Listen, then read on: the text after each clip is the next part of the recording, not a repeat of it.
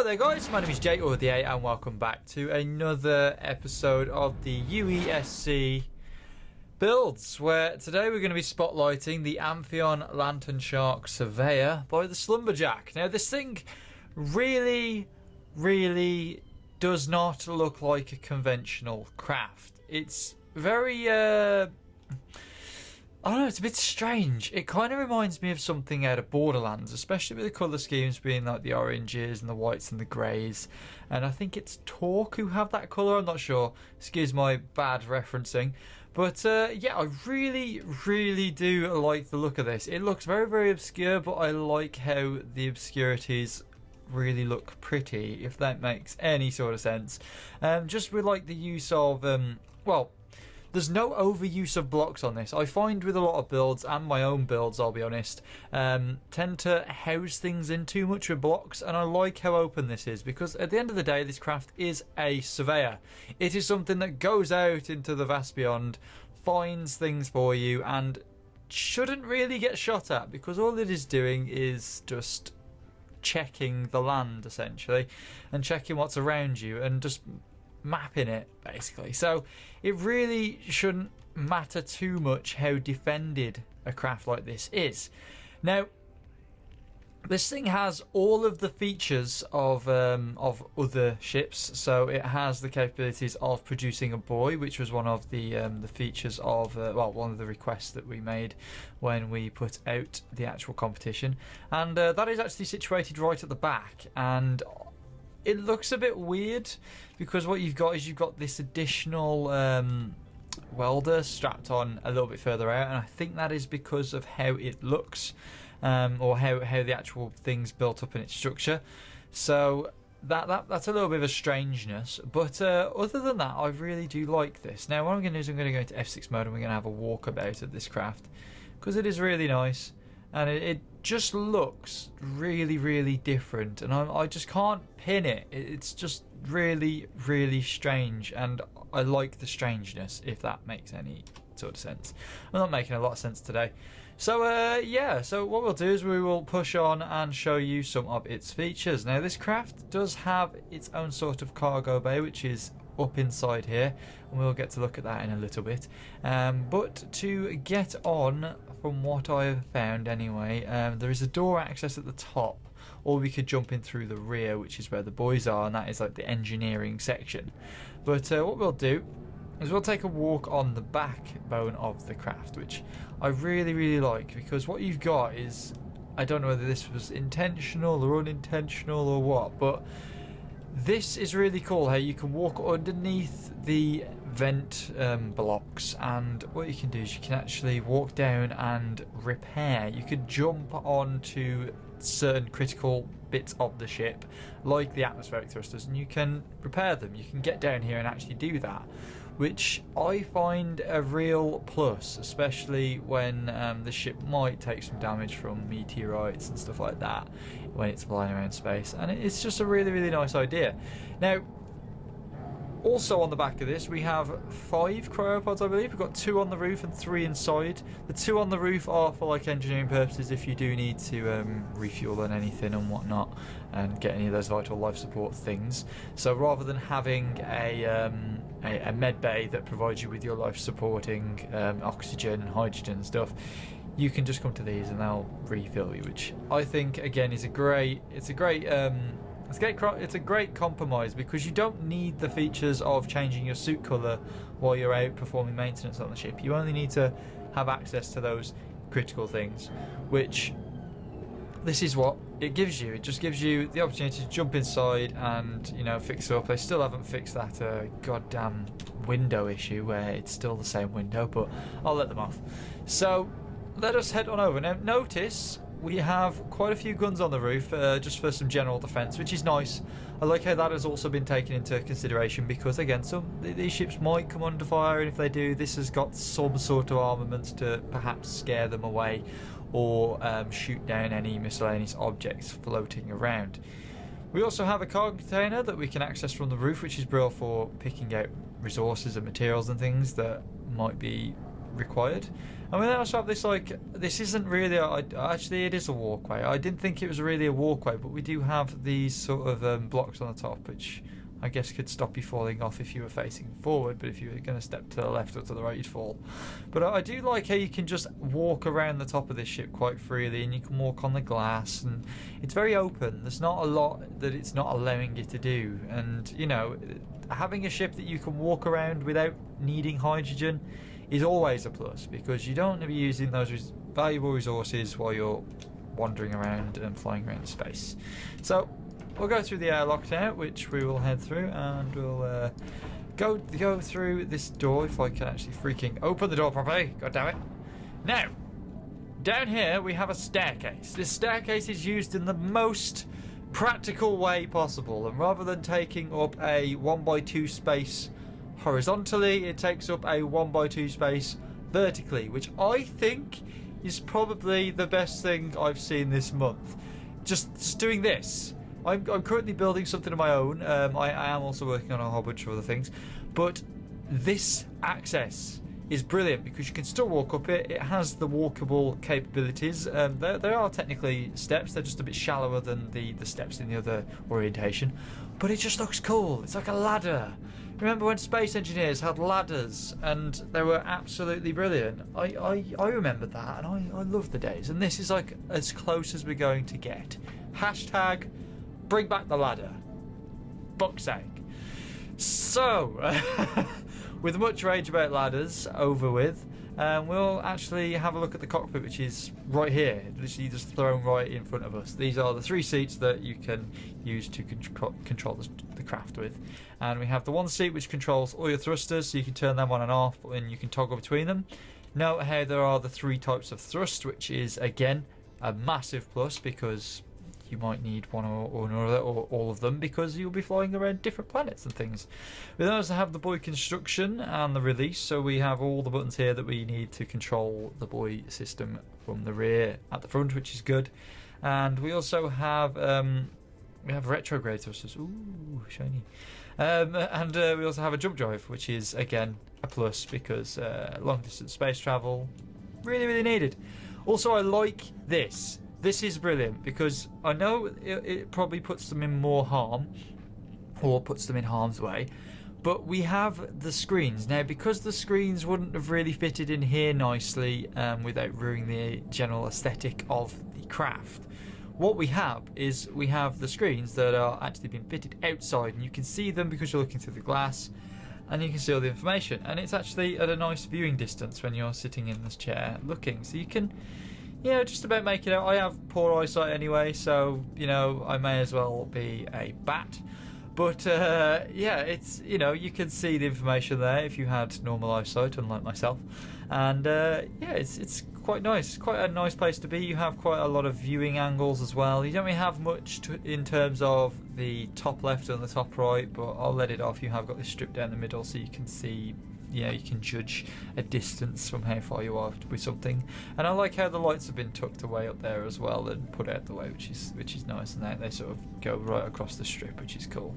So, pushing to the back of the craft, where there's not a lot back here, I'll be honest. There's some nice windows. We have some cryopods sort of tucked away as well, which is a nice sort of neat place to put them, sort of out of the way, because they are, once you're in there, and you might be in there for a year, 2 years, whatever. And we have some really nice windows so we can see outside, because this thing again is a colony survey vessel, so surveying, looking, viewing, seeing, that's perfect. Being able to look outside is perfect for surveying, believe it or not. So we also have the grav gen up here, and we also have a window down looking into the hangar bay, which is glassed off, so that means this keeps pressurized, and that has its own pressure in there as well. We also have another control point here which doesn't have anything on. I'm not sure about these other 2. Okay, this one's the gunner seat, and then this one is also a gunner seat, so we have the controls for the interior turrets and so on and so forth, which is good. Now, pushing on down here, we have quite a lot going on here actually. We have lots more windows, and I like how he's sort of just gone screw it, this is okay, having the large windows and the walkway not really lining up. This is something that bothers me, and it's bothered me on builds before, but I seeing it done in this way with the different coloured windows to the floor, I actually quite like it. It does work out quite well, and it reminds me of those houses where you can see the levels and you just have one massive glass wall on the front, like something off Grand Designs. Really, really cool. So we have a med bay up here, which is a nice addition as well. We need one of these because, you know, healing and all that other good stuff. We then also have some timer blocks for the opening the hangar and closing the hangar, which is always good to have control of, especially on the other side of the doors, because you might have to control it for somebody else. We then have a walkway that leads around to the other door towards the hangar, so we have two entrances there. We have some sort of cobbled together sort of floorway there. I'm not sure about the mix there. I know he's tried to combine the med bay and the cryopods, and maybe if the cryopods had more of a flat top on, it'd look a bit nicer. But yeah, I like what he's tried to do with that. That's okay. I'm not letting my LCD take over too much. And then we have this sort of area here, which I'm guessing is like a secondary pilot seat or like a seat for just general ops or something. We also have a door here which leads out to the bottom of the craft, which I didn't see when I first came in. But I like this because you've got that separated window arch where at the top, if I actually go into third person, you've got the top section here which is like your driving and everything. You've got this one here which is just for, I think, probably just general observation and viewing. This is like a viewing deck. There's a lot more windowage there, so I really do like the way the cockpit's segmented. It's really, really cool. So let's go and have a look at this hangar, because this looks pretty cool. So we're gonna open this door, we're gonna head through to this hangar bay, which is very, very roomy and spacious. I'll be honest, this is a nice use of space. We also have more doors on the side. More door. Hey! We also have more doors for exterior access, which again I never really saw when I first initially flew over the ship. That's because they're quite tucked away. They're actually neatly tucked away there, and we have script on as well that closes the doors behind us, which is good. I like how tucked away they are. I didn't notice them when I first walked in, and again that's a good thing, because you don't really want the accesses to be shown too much to others, because they might just jump, you know, you might get random people jumping on your ship. You don't want that. So we have some screens, smart LCDs, that are just showing us what's going on with the ship, and I like how they're pulsating. It just looks really, really cool, and it's sort of indicating broken blocks, which I think we have one just there that's a little bit damaged. But I like that. I like the visual stuff like that. It looks really, really nice.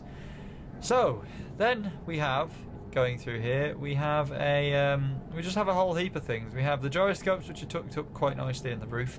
We also have some oxygen tanks that are tucked up quite nicely in the roof. We then sort of have that connector, which is not really central. Could probably be here to maybe cure my OCD a little bit, but that's fine placement for just general use. I mean, you can park a ship up here. The ship you can fit in here would be quite big, I'll be honest. You could fit quite a generously sized mining vessel, surveying tugboat or something, you know. So that's a really, really nice thing to have. And yeah, so we have, I believe, been up to the command deck, and we can go over to the crew quarters now, which are over here. Also, I need to open this door, don't I? What controls do we have on this seat? Okay, so we just have the controls that are here as well. So we can, we want to open, don't we?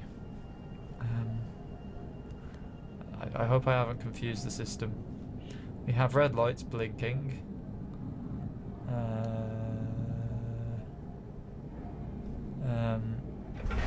Oh, yeah, I confused the system, I think, completely. We will close that, and we will do it again. So if you press buttons with timers, you know, it confuses it all a little bit, and I just pressed all the buttons at once, like a little schoolboy in a toy shop, and just went blah, blah, blah, blah, blah, blah. So don't do that. Let's open it again. Let's see if it does it again, because I did notice it depressurized and then repressurized quite quickly, so you still had that burst of air pushing out. Let's see what it does. So we're on blue, it stops, and then the door should open. Okay, so we still get that effect anyway. It's just Space Engineers being weird. But That's alright. I like that. It just makes everything easier. I actually have got that on a new ship that I'm looking at with quite a big hangar section in and stuff. So I like that. Works really well. Let's move to the engineering deck. Sorry, we went to the crew quarters and stuff and the command deck and whatever. So we're going to head to the engineering deck now, which is out the back. So we're going to have to push on through here, and we have a very nice reactor room. This is really cozy.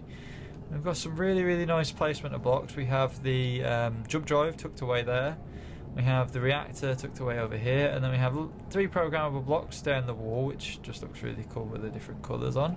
We have screens indicating what materials you've got, you know, inside the ship. We have a screen indicating the reactors and their outputs and everything else at the moment. And then we also have a chair which doesn't really have anything on, but you could put whatever you want on there. And then we have an access which is quite nicely tucked away behind the reactor for us to head out onto the boy deck, if that's what you call it. What did it call it? Through up here, it called it the Survey Boy Dock. So what we can do is we can actually build a buoy and we can drop it on this planet and see what happens. So we've got access. We've got access down there? No, we haven't. Okay, it's just a straight drop. That looks scary. So we've actually got the controls up here as well, for releasing a buoy. And what we can do is we can start the construction by hitting 2. Oh, there we go. That's alright. And then we can hit 3 to release, which has literally just dropped it, and it's automatically connected to the floor. Very nice and simple. That's all you want to do. All you really want to do is fly up to something, drop your back end on it, release something, and fly up. That's really nice and quick and simple. I like that. So now the critical thing. How does it fly? With all these thrusters, and it's actually quite a light craft, it's quite small. Let's see how this thing will fly, because that's always a critical thing in space engineers. How the hell does this thing fly, and how well does it get up to speed? Apparently it gets up to speed quite well. It's not the fastest thing in the world, but it doesn't really need to be. Really doesn't. It's pretty nicely controlled. We've got, you know, ample thrust really to get us off the planet. As you see, we're just pushing off quite nicely now. We're just pushing out the atmosphere. Happy days. And already we're up to about 1,000 meters, and we're up to 100 meters a second, which is again great. So we got up to speed quite well, and we're just gonna have to just finalize the test to make sure this thing actually gets out into space, which means this long and arduous flight out of the planet's gravity. And yeah, so I really do like this craft. It actually looks really obscure when you're flying, but I can probably get over that, I'll be honest. It doesn't look too bad, and the seating position for flying isn't that bad either. I mean, if I look around and just see the edges of the planet there, but I mean, I think maybe I do think with a ship like this you might need some viewing underneath you, or some cameras, which I haven't seen. So just, you know, that having that visibility around the ship is crucial, but again, that's a small thing in the grand scheme of things. So we're just going to keep pushing out now. How far are we? We are pushing out the gravity quite well, actually. It's not slowing down at any point, which is good. And the worst thing that could happen is this thing to slow down, get to 0, and then start going backwards and picking up speed, because that would not be good. And I've had ships like that before. Most of the ships I do now, I build with atmospheric and hydrogen, and then I stick on some ion ones just to weigh up the usage a little bit, because you find with heavy hydrogen ships that, you know, are heavy on the hydrogen thrusters, they use no power at all. But the problem is you don't have a lot of hydrogen for survival. So what I try and do is I try and put ample hydrogen on just to get me off the planet, and then I'll put some atmospheric on, as well as some ion ones last. The ion ones are only really for space travel, so you don't really need to get up to speed that quickly in space, because you can just drift with your inertia dampeners off. But yeah, this is doing pretty well, actually. We are, how far out now? We are 10,000 meters out, 11,000 meters out. So it's not done too bad. I mean, we're literally almost out of the planet's gravity, which is not bad at all. And this is kind of proving that it can do what it says it can do. And I'm actually going to angle myself a bit better here so we can just push out a bit faster. And we'll see how it slows down as well, because is there much thrust slowing this down?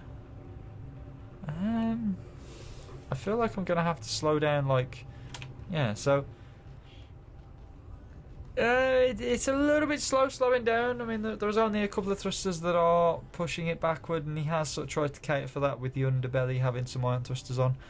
So that's not too bad. I mean, it's at 30 meters a second. It's still slowing down, which again is a bit slow, but for the purpose it's going to be useful. It's really no biggie. So yeah, thank you, the Slumberjack, for building this. This has been the Amphion Lantern Shark Surveyor.